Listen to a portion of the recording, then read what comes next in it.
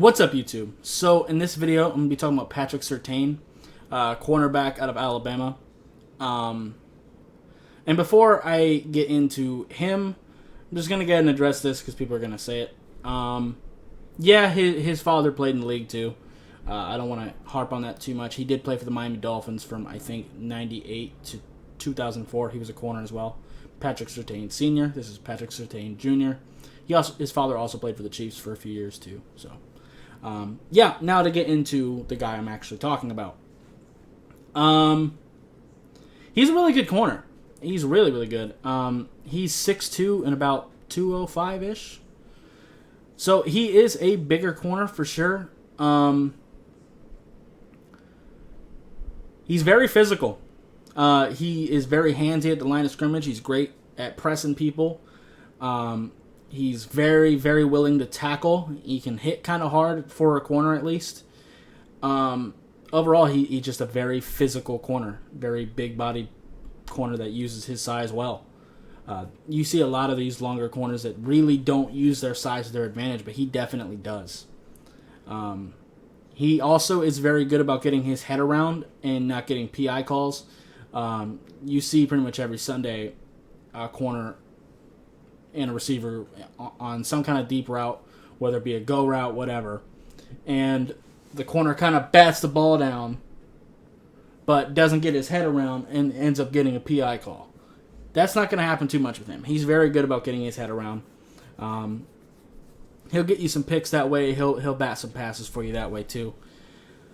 But I think the biggest negative, and people are definitely going to bring this up, is he's not the most athletic in the world.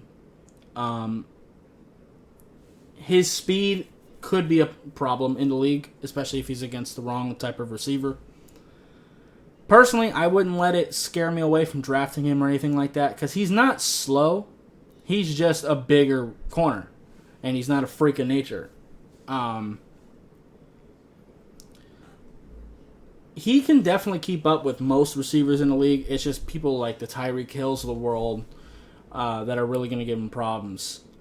Those receivers that really are up there with speed. But even them, I feel like if you just have him back off a little bit and not press him in those cases, or have him press him and just jam him at the line of scrimmage, because he's very good at doing that, I think he'll be okay. But he definitely can get beat. But if he is guarding, one, I wouldn't have him guarding Tyreek Hill. If you're a good coach, just don't have him do that. Have him, if he's going against the Chiefs, have him go against Sammy Watkins. He'll be fine against Sammy Watkins. Or you know what? You can even put him on Travis Kelce. He's great against big-bodied guys. You can put him on a tight end and he'll be fine. Like even like the DeAndre Hopkinses of the world, DeAndre will get his on him for sure because it's DeAndre. But as fantastic as he is, he's not one of those Tyreek Hill super fast guys. He's definitely got enough speed to get the job done, clearly. But he's not one of those freaking natures with speed. As long as he's not that, Patrick Surtain can handle it, man. Yeah, I'm really not that worried about the athleticism because it's not that bad. It's really not. He doesn't get beat that often with it. But people are going to bring it up. And a great combine, if he has a good 40 time, that'll really help his draft stock for sure. He's still probably going to be a top tier pick regardless. And he should be because he's very talented.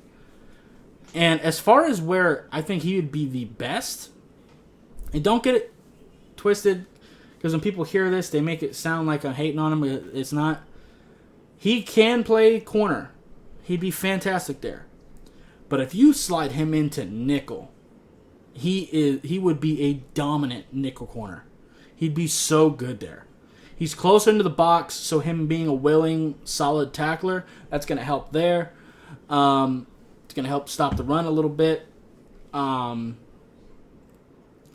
If you want to put him against Travis Kelce, it's easier to do that. If he's in the slot, he can guard tight ends that way. And the league is going toward having bigger slot receivers. And I think it's only natural that if they're going toward bigger slot receivers, defenses are going to have bigger nickel corners. Now, I'm not saying he has to stay at nickel, but if you're going to go into nickel packages, I would put him at nickel. and put someone else outside. But if you're in your base formation, put him outside and he's still fine. Just get another corner to pair with him. And also, he is good in zone. I think he is best in press man coverage where he can get his hands on you. But he is good at zone. He's got a good football IQ. So if you want to put him in like a cover 3 type scheme, kind of like a Richard Sherman, I think he would be very good at that. I think he would be very good in a cover 3 scheme as well. Because Richard Sherman, kind of similar, very physical, very handsy, but not necessarily the fastest in the world. But he's had a fantastic career because they don't ask Richard Sherman to do shit he shouldn't have to do. If you do that with Patrick Surtain, you're fine. Just don't expect him to be Patrick Peterson and be returning punts and shit and guarding everybody. Just don't expect him to do that. If you ask him to be physical, have him guard the bigger receivers on the team, the slower receivers, he'll lock them down. And if he's in a case where he has to guard a faster receiver, just put a safety over top. Just in case he beats him with speed. Just put a safety back there, just in case. You're fine. So, yeah.